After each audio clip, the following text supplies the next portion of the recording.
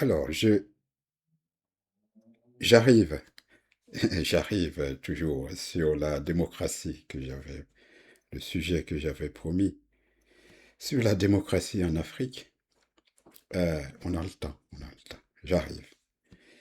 Mais je vais m'arrêter, hein, si vous permettez, m'arrêter évidemment sur ce qui se passe au Moyen-Orient, sur la guerre entre les Américains israéliens et puis l'Iran en ce moment.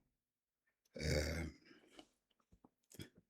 Évidemment, il s'agit d'une guerre, hein, tout le monde le voit. Ce qui se voit moins, c'est que on voit pas de militaires, hein, parader dans des uniformes, dans de beaux costumes, comme au Sahel, comme chez les dictateurs, comme dans l'alliance des dictateurs du Sahel. Comme quoi, là où il y a la guerre, là où il y a la vraie guerre, là où ça explose, hein, des bâtiments et des vies aussi. Là où il y a la guerre, on ne voit pas de militaires. C'est ce qui se passe au Moyen-Orient, n'est-ce pas? Dans notre Sahel, des dictateurs, ben on les voit parader dans des costumes avec des gants. On a l'impression d'être euh, dans un, dans des jeux vidéo. À, à- à penser qu'ils ne savent pas ce que c'est que la guerre. Là-bas, c'est la guerre. Bon. Ça, c'est une remarque en passant, hein. M'arrêter donc sur ce qui se passe au Moyen-Orient, euh, c'est la meilleure occasion pour moi de, de, d'expérimenter, c'est-à-dire de vérifier et de confirmer un argument que j'avançais euh, précédemment pour démontrer, quand je démontrais que le président burkinabé Ibrahim Traoré était un dictateur, n'est-ce pas? L'argument, c'était le dernier argument dans la vidéo qui s'appelle Pourquoi Ibrahim Traoré est un dictateur. Le dernier argument sur lequel je m'étais un peu étendu, c'était sur la neutralité.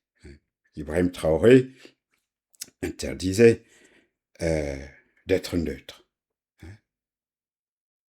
Il y a, disait-il, dit-il, deux camps aujourd'hui. Dans ce qui se passe, compte tenu de ce qui se passe dans le monde, il n'y a que deux camps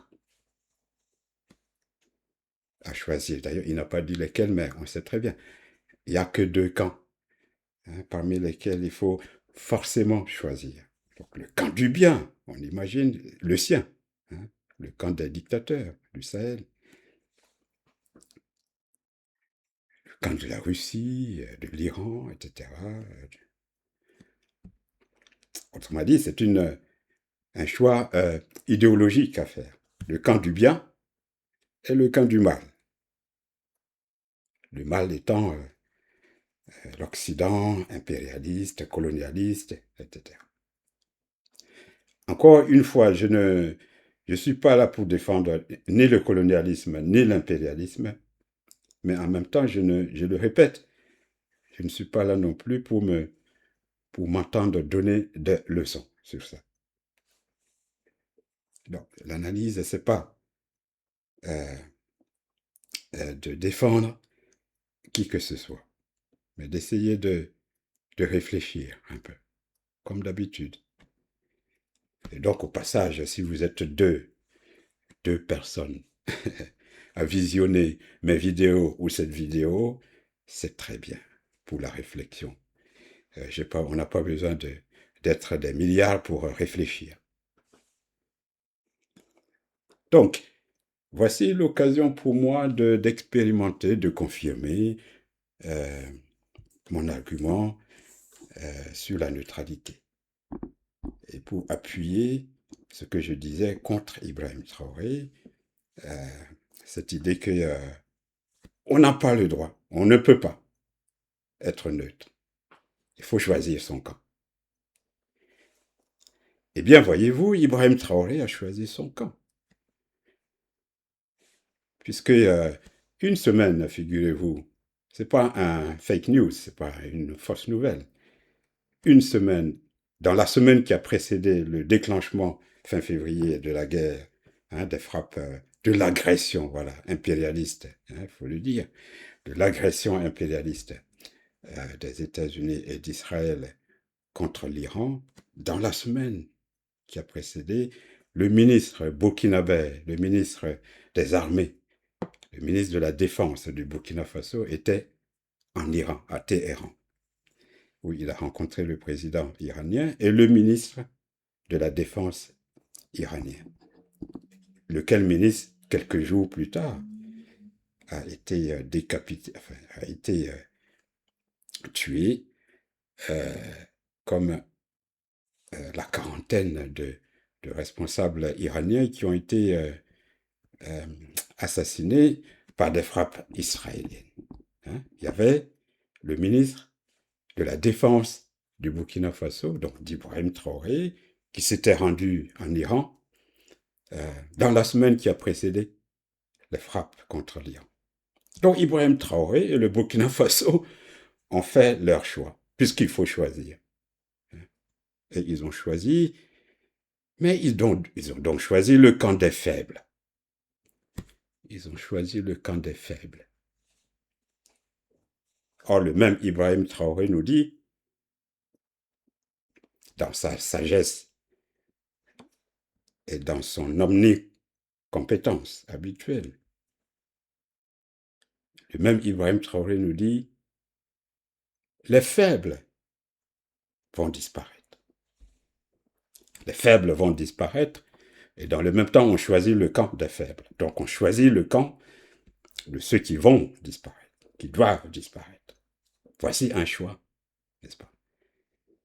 Alors là encore, vous voyez, si au moins on est obligé de choisir, mais on n'est plus encore obligé de choisir intelligemment, n'est-ce pas?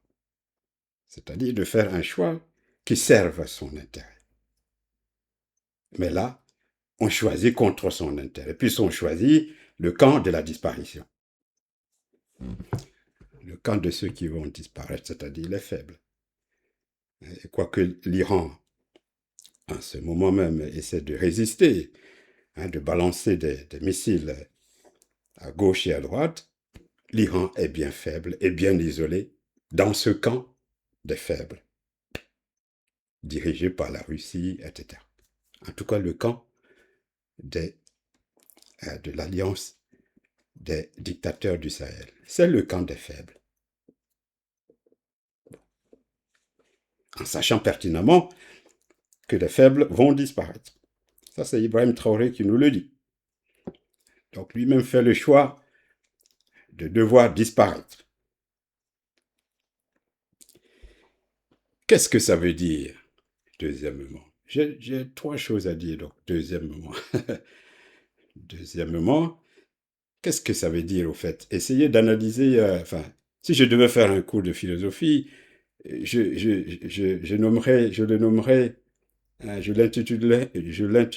l'intitulerais, pardon, intérêt et idéologie. Qu'est-ce que ça veut dire? Qu'est-ce que ça veut dire aujourd'hui dans la situation actuelle en Iran, par exemple? Qu'est-ce que ça veut dire de soutenir quelqu'un? Il y a deux positions, il y a deux exemples, deux choses. Les Iraniens eux-mêmes, des Iraniens eux-mêmes soutiennent. Non pas le régime. Bien sûr, le régime a ses soutiens. Mais il y a des Iraniens qui soutiennent qui soutiennent les agresseurs de l'Iran. Qu'est-ce qu'ils soutiennent? Qui est-ce qu'ils soutiennent, au fond? Où est leur intérêt? C'est pas le leur. Il n'y a aucun intérêt à soutenir des gens qui viennent détruire son propre pays.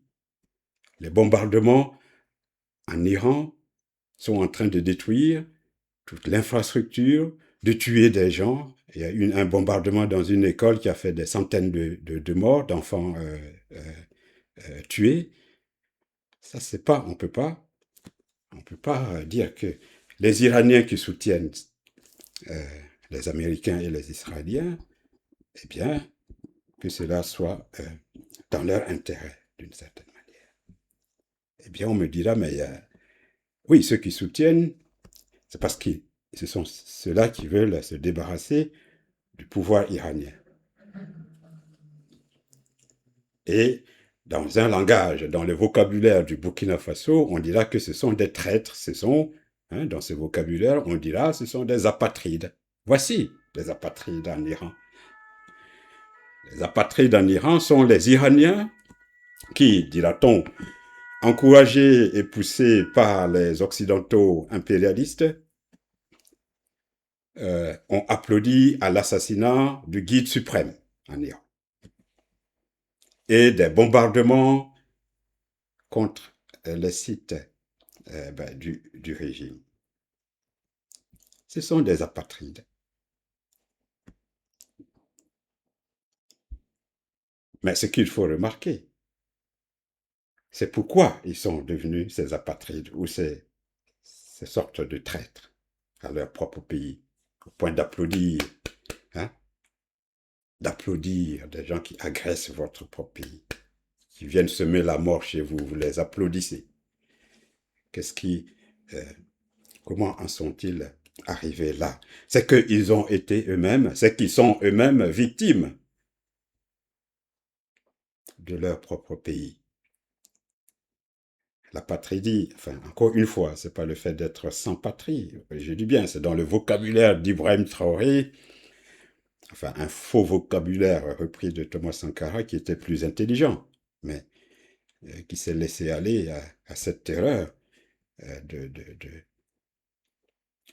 langue. Hein, les apatrides, encore une fois, au Burkina Faso, ce sont ceux-là euh, qui n'ont pas droit de citer, parce qu'ils sont critiques du régime et de la dictature, n'ont pas droit de citer dans leur propre pays.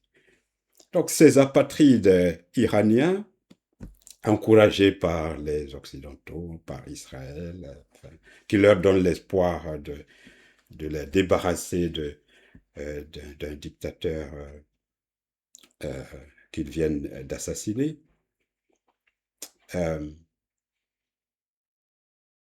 sont, se comportent comme des traîtres en applaudissant la décapitation de leur pays, euh, parce que, parce que ils ont été, parce ils sont pas les bienvenus, hein, dans leur propre pays.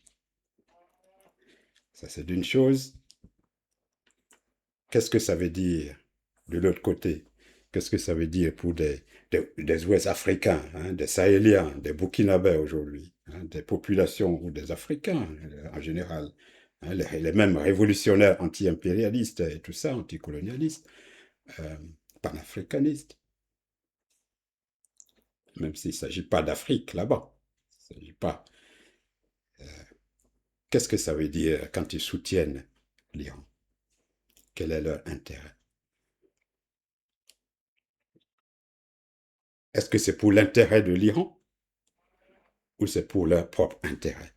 Est-ce que c'est pour l'intérêt des Africains qu'ils soutiennent l'Iran contre les impérialistes américains et israéliens ou est-ce que c'est pour l'intérêt de l'Iran? Certainement pas. Ils peuvent pas, ils peuvent rien apporter à l'Iran. Hein, même la Russie, euh, justement, pour son intérêt, au nom de son intérêt, la Russie a intérêt, j'allais dire, a intérêt à ne pas intervenir. Et en effet, elle n'intervient pas. Elle pourrait intervenir, hein, si on parle d'armes. Elle a des armes et des missiles nucléaires, si on veut, qu'elle-même d'ailleurs menace d'utiliser en Ukraine, par exemple, contre les Européens, les Occidentaux de l'OTAN. Mais les Africains qui soutiennent l'Iran, par choix idéologique encore, puisqu'il faut choisir, hein, il faut choisir entre le bien et le mal. Et eux sont dans le bien. Hein, ils sont dans le bien. n'aide en rien l'Iran dans son intérêt.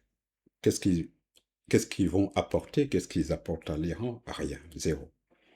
Donc, ils soutiennent l'Iran. S'ils disent qu'ils soutiennent l'Iran, c'est pour leur propre intérêt. Autrement dit, euh, ils manifestent par là même un certain égoïsme que dans les relations géopolitiques internationales entre, entre États, bah, il faut pas oublier son intérêt. Il faut pas oublier son intérêt. Mais ça, ils l'oublient, ils le contredisent à cette vérité, puisque Ibrahim Traoré nous dit il faut choisir son camp, y compris lorsque, y compris lorsque la réalité, toute la réalité prouve que si on fait un certain choix, on le fera contre son propre intérêt. Ça s'appelle l'idéologie. Ce qui permet cela, c'est-à-dire de choisir contre son intérêt, c'est ce que j'appellerais l'idéologie. C'est ça l'idéologie. L'idéologie ne nie pas une réalité, ne nie pas la réalité. L'idéologie, c'est un voile sur la réalité. C'est pas qu'on ne voit pas la réalité. On la voit. Mais on pose un voile dessus. Par choix idéologique. N'est-ce pas? On voit bien, tout le monde voit bien que on n'a aucun intérêt à choisir le camp des faibles. Mais comme depuis le début, de façon idéologique, ben, il faut choisir et on a divisé le monde en deux camps. Camp du bien, dont on fait partie, et l'autre camp, le camp des démons, eh bien, forcément, il faut choisir son camp, le camp des faibles, même si, en toute lucidité, même si, en faisant ce choix, bah, on va contre son propre intérêt. La preuve, c'est que Ibrahim Traoré dit que ce camp-là, c'est le camp des faibles, c'est-à-dire des gens qui vont disparaître. Donc, quel est l'intérêt de choisir un camp qui est celui de la disparition? Vous voyez? Sinon, si ce n'est pas idéologie. On ne fait pas un choix par intérêt, mais par idéologie. Eh bien, le ministre burkinabé qui était en Iran, qu'est-ce qu'il cherchait? Il cherchait des drones, par exemple.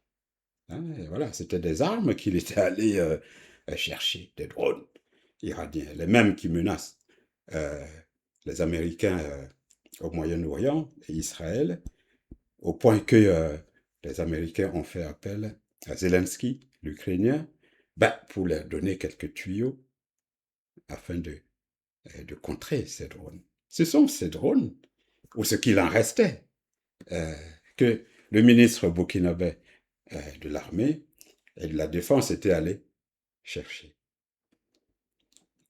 Au passage, il serait resté quelques jours de plus, peut-être que lui-même, euh, il serait passé.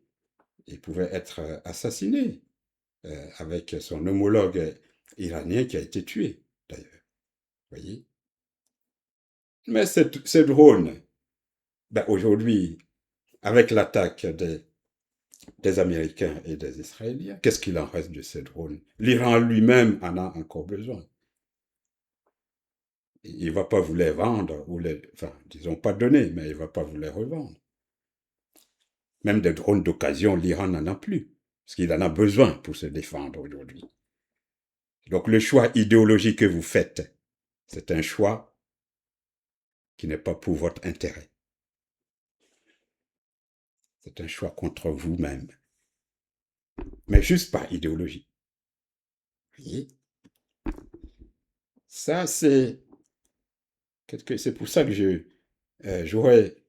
on pourrait analyser ça sous cet aspect-là, intérêt et idéologie. Comment l'idéologie vient euh, forcer un choix qui se fait contre soi-même, contre son propre intérêt, n'est-ce pas?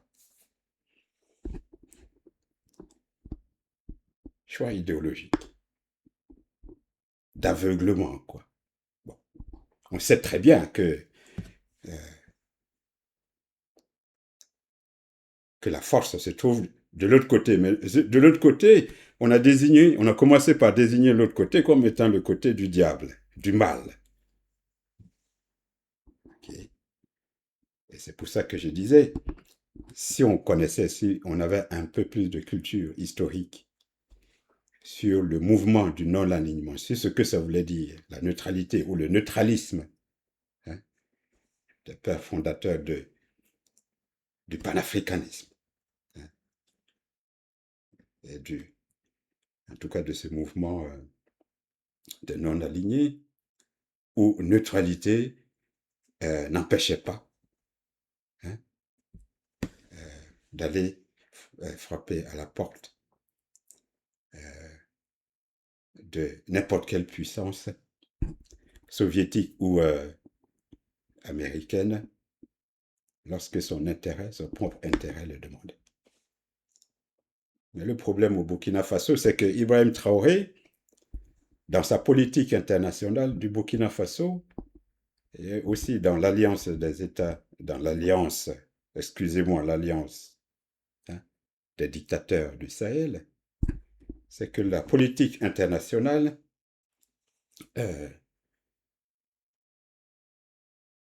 passe pour un règlement de compte personnel. Vous écoutez Ibrahim Traoré, on a l'impression qu'il veut régler son compte personnel. Il ne parle pas en tant que chef d'un État, un État de plusieurs millions d'âmes burkinabés. Mais comme si, c'est remontrant, enfin, non pas, c'est pas le mot, remontrance. Il n'en a pas le pouvoir de faire des remontrances à des puissances internationales. Il ne le mérite pas. Mais ces récriminations, ces jérémiades contre, et c'est ça qu'on appelle la lutte, hein, contre l'impérialisme, une lutte de faiblesse, une lutte de frustration. Vous voyez? Et donc, quand moi j'écoute ce discours d'Ibrahim Traoré, le discours géopolitique d'Ibrahim Traoré, c'est comme si c'était une affaire d'affaires personnelles. Hein, comme s'il s'était pris la tête, comme on dit, avec entre particuliers, quoi, avec un individu. Ce monsieur oublie qu'il parle au nom d'un État. Hein? C'est vrai qu'il ne représente pas cet État. Cela est vrai aussi, c'est pas plus qu'un lapsus. C'est vrai qu'il n'est en rien représentant, mais pour le coup, il est là, il parle au nom d'un État qui s'appelle le Burkina Faso. Mais quand il parle de l'impérialisme, on a l'impression que c'est une affaire personnelle qu'il va régler tout seul. Et donc, il s'aveugle dans ses choix, en entraînant derrière lui, évidemment, ce que j'appelle la foule. La foule, qui l'écoute et qui suit. Si ce n'est pas par idéologie, qui ne voit que le choix qui est fait, le choix unilatéral, comme ça, encore une fois, j'aime bien, hein, les rails. Hein, c'est Heidegger, excusez-moi parce que j'ai ce réflexe. Heidegger qui, donc, qu'appelle-t-on pensée, comparait la pensée, non pas la pensée unique, mais la pensée à sens unique. Hein, il comparait ça à la voie au rail. Hein, au rail. Évidemment, il n'y avait pas, à l'époque, je pense, où il parlait de ça, il n'y avait pas de voies, les doubles voies ou les triples voies, comme les autoroutes d'Ibrahim Traoré qui va construire. Non, les rails étaient à sens unique. Hein. Quand vous vous y engagiez, vous alliez tout droit. C'est un peu ça. C'est même ça, trop ça. Une politique à sens unique, à voie unique. Voilà. Pendant qu'on construit des autoroutes à voies multiples, à 4, 5 ou 8 voies, c'est à remarquer. Donc, sur ce plan de la situation au Moyen-Orient et par rapport au choix que fait le Burkina Faso d'Ibrahim Traoré, le choix des faibles. Je ne suis pas en train de dire que il aurait fallu choisir le camp des Occidentaux, forcément. Mais au moins, encore une fois, si on agit en tant qu'homme politique qui veut le bien de son pays, de millions d'âmes, comme je disais, on peut aussi, on peut aussi, et sur l'exemple, comme je l'ai toujours rappelé, sur l'exemple des non-alignés, des pays non-alignés, hein, j'avais cité Tito, le Yougoslave, j'avais cité Nasser, l'Égyptien, j'avais cité Nehru, l'Indien, mais comment est-ce qu'ils jonglaient, selon leurs intérêts, avec les deux puissances, les deux camps, enfin, les deux puissances américaines et soviétiques, tout en, tout en restant neutre. Vous voyez. La politique, c'est ça. C'est un art. C'est pas, comme disait Leibniz, c'est pas une épée d'Alexandre, hein, pour trancher. On tranche. Voici le camp des méchants et voici le camp des gentils. Alors nous, on est dans le camp des gentils, mais sans jamais se rendre compte, mais de quel bien. Évidemment, il y a, il y a de la méchanceté partout. Je vais en parler tout à l'heure, tout de suite. Mais aussi du bien partout. C'est ça l'histoire, c'est ça l'humanité. Hein. Ne pas le voir, c'est, là encore, vous voyez, c'est faire preuve d'une limitation à la fois intellectuelle et politique. Moi, c'est ça qui me rend triste. C'est que, et je le répète, c'est ça qui m'énerve aussi, c'est que, euh, hein, il y en a marre vraiment de ces incompétences politiques et intellectuelles qui nous imposent, hein, des soi-disant politiques de révolution euh, et de lutte anti-impérialiste, anticolonialiste, mais sans réfléchir, par idéologie, tout en sachant très bien que cette posture idéologique, encore une fois, a échoué. Hein. Comme je vous disais, l'idéologie étant euh, cette, euh, euh, cette manière de voiler la réalité, de voiler la réalité et la vérité. Hein. Les pays, le bloc qui en a abusé, a fini par s'en intoxiquer de l'intérieur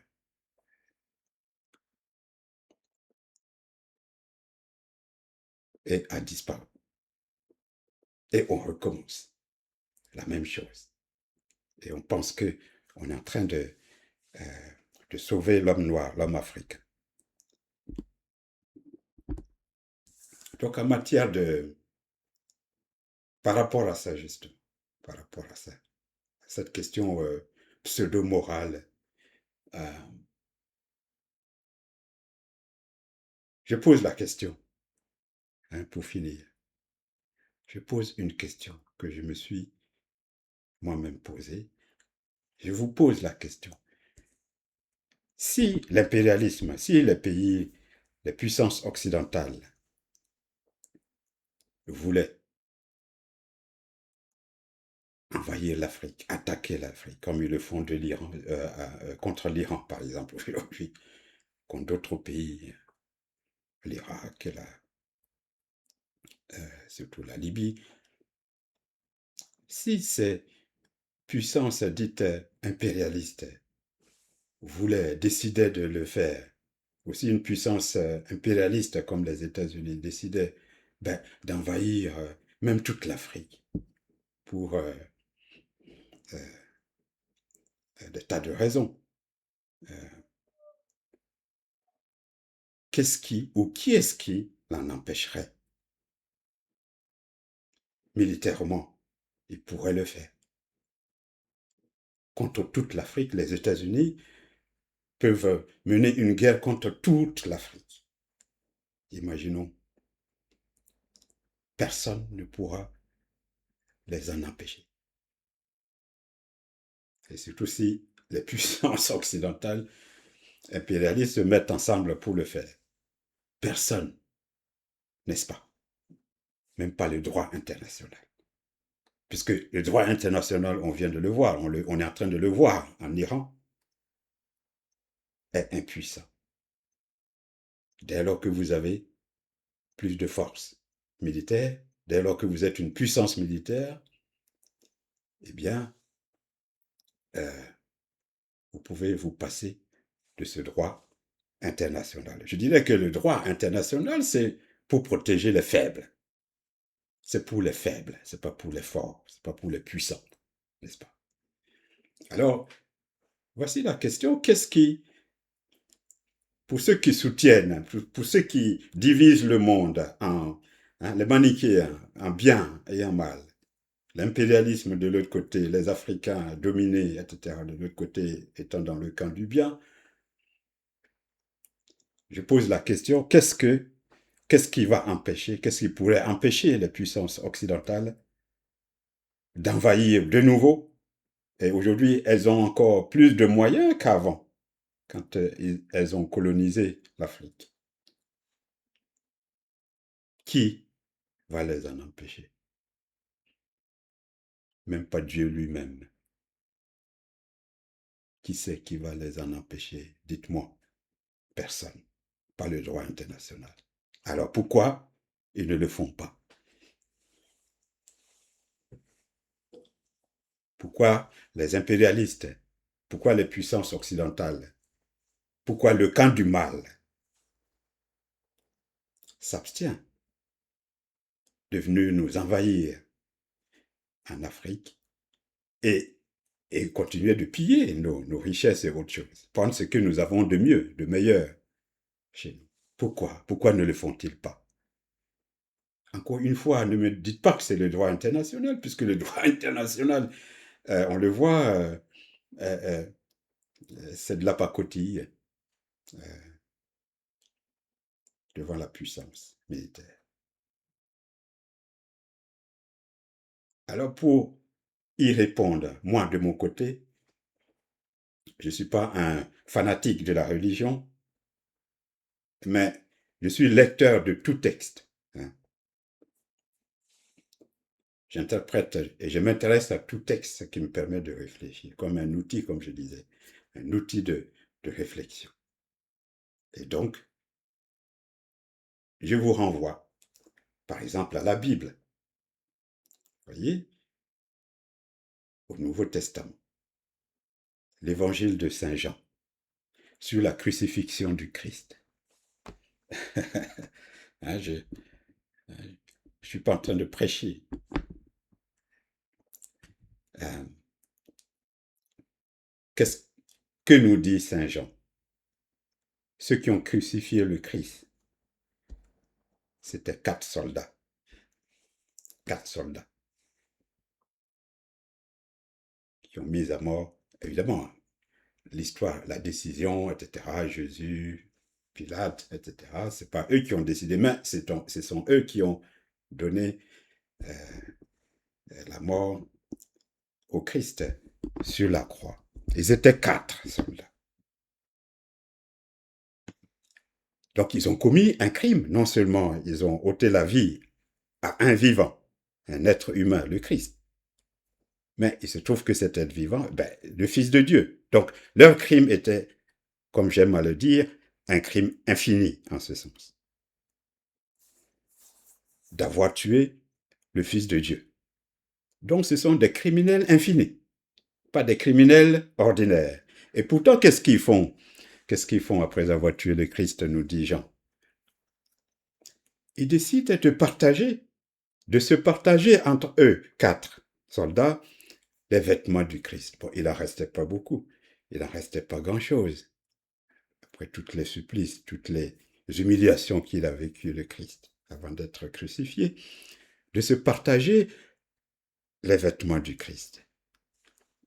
Et comment ils font ça? Ils n'ont pas dit ah, ces vêtements doivent revenir au plus fort, au plus beau, au plus grand. Non. Jean nous dit qu'ils ont reparti ces vêtements du Christ en 4 parts égales. Cela s'appelle la justice. Il n'y a pas d'autre définition de la justice. Donc voici des criminels infinie, comme je dis, qui viennent de tuer le Fils de Dieu, même si là, il y a... bon, là, je suis en train de développer, de philosopher. Là, il y avait, même s'il y avait là, ce que j'appelle la ruse de Dieu, avant la ruse de la raison, hein, chez Hegel, il y a cette ruse de Dieu, puisque Dieu se sert de criminels, des gens éligibles encore à la rédemption, au salut, ben, pour commettre hein, le crime contre son Fils. Un crime infini, commis par des gens qui gardent encore le sens de la justice. Et la tunique du Christ, nous disons, puisque une tunique, ils ne peuvent pas se la déchirer pour se la partager.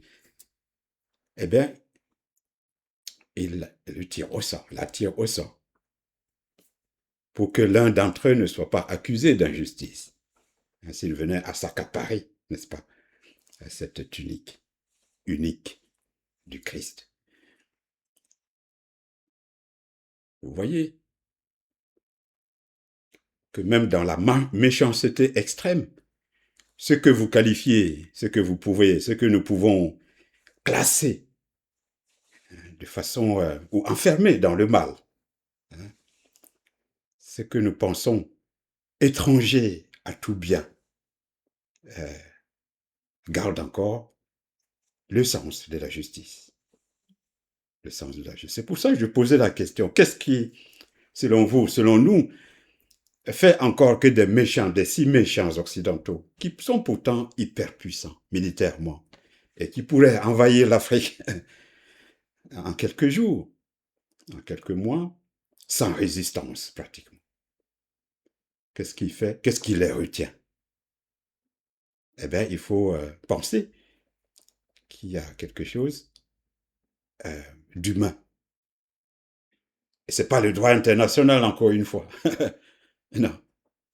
Mais qu'il y a quelque chose qui dépasse le droit euh, et qui les retient. N'est-ce pas? Hein, je dis tout ça, je développe tout ça parce que c'est pour montrer que cette idée farfelue, cette posture farfelue, hein, qui consiste à, de façon aussi arbitraire, plus qu'arbitraire, à classer les gens, les pays, selon le bien et le mal, sans aucune réflexion, sans aucun tact, hein, sans aucune souplesse, ne nous sert pas, ne sert pas nos États, hein, ne sert pas nos intérêts. Nous n'avons aucun intérêt à ce genre de politique, de l'idéologie, n'est-ce pas? Euh, eh bien, ce que je dis là, de l'Occident, donc il y aurait quand même, malgré la méchanceté historique, je suis bien placé pour savoir, vivant en Europe au quotidien et lisant des bouquins, comme je le dis souvent, pour savoir ce que l'Occident a fait aux Africains, pour savoir ce que les Occidentaux pensent des Africains aujourd'hui, n'est-ce pas? Mais évidemment, comme toujours, quand on essaie de réfléchir, on vous dit, mais quand on essaie de sortir du troupeau, quand on essaie de sortir de la foule, euh, en Afrique, on vous dit, là, mais voici un vendu. Euh, mais ça, je m'en fous, je m'en fiche. Mais ceux qui réfléchissent par rapport à ce que je viens de dire là, c'est pour ça que je vous invite à poser, à reposer à vous-même ces questions et à suivre ce que je vous propose en termes de démonstration et d'analyse hein, pour vous. Et demandez-vous, qu'est-ce qui fait que des gens qui pourraient envahir de nouveau l'Afrique ne le font pas? Qu'est-ce qui les en empêche alors qu'ils sont aussi méchants que ça? Alors qu'ils sont du camp du mal? Qu'est-ce qui les retient? Si vous laissez de côté, oubliez le droit international, ça, c'est pour les faibles, ça. Hein. La preuve, c'est que même les dictateurs du Sahel, on a vu quand Maduro s'est fait enlever, ce qu'ils ont évoqué, c'est le droit international. Ah oui, oui, oui, pourquoi? C'est contre le droit international. Mais ça, c'est la posture des faibles. C'est la posture des faibles. Les puissants et méchants n'en ont pas besoin. La preuve en Iran. Alors, qu'est-ce qui les empêche de venir envahir de nouveau nos États déjà faibles, très faibles? Eh bien, il faut quand même reconnaître qu'il y a quelque chose euh, de bon, hein, chez le diable, euh, dans l'autre camp, n'est-ce pas? Alors, je terminerai par, oui, ce qui, il y a un mot de Husserl, du philosophe Husserl, du philosophe allemand Husserl, du grand philosophe allemand Husserl, dans une conférence en 1935, Husserl disait à peu près ceci, que tout le monde, hein, que tout le monde, qu'il soit occidentaux, blancs ou africains, peut euh, euh, entendre. Husserl disait, il y a quelque chose de singulier en Occident, dans l'Occident. Hein, je cite de mémoire. Quelque chose de singulier. L'Occident a quelque chose, l'Europe, quelque chose de singulier qui fait que les autres peuples non européens, qui fait que les autres peuples non européens, indépendamment, dit Husserl, du fait, enfin, de questions d'utilité. Par exemple, venir en Europe chercher du boulot, etc., toucher des allocations, hein, comme disent les méchants français, indépendamment d'une question d'utilité et indépendamment d'une volonté qui serait la leur de renoncer à leur culture d'origine, indépendamment de tout ça. Indépendamment de tout ça, ces non-européens ont envie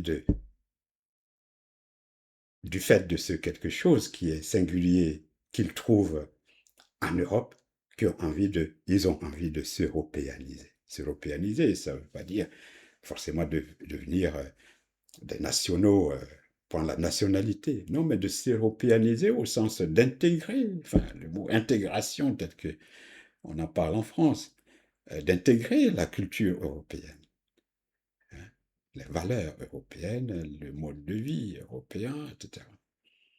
Eh bien, on le voit même encore aujourd'hui, n'est-ce pas? Alors que dit Husserl, hein, je termine, alors que nous, Européens, dit Husserl, nous, Européens, nous ne nous indianiserons jamais, n'est-ce pas? Ces propos de Husserl, évidemment, mériteraient des développements et des analyses infinis, presque, presque infinis, mais euh, je terminerai là.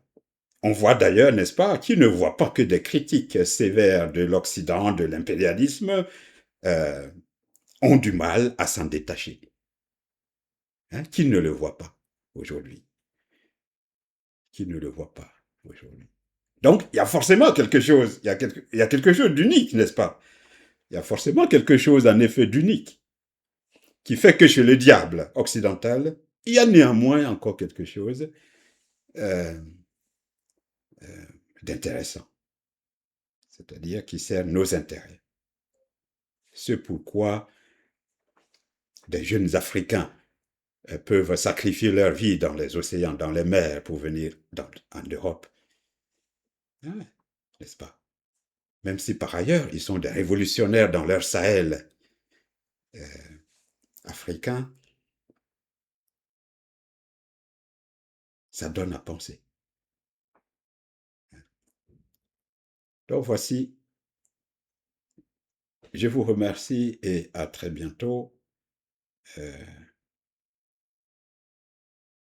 le week-end prochain, pour être précis, pour revenir sur l'Afrique, euh,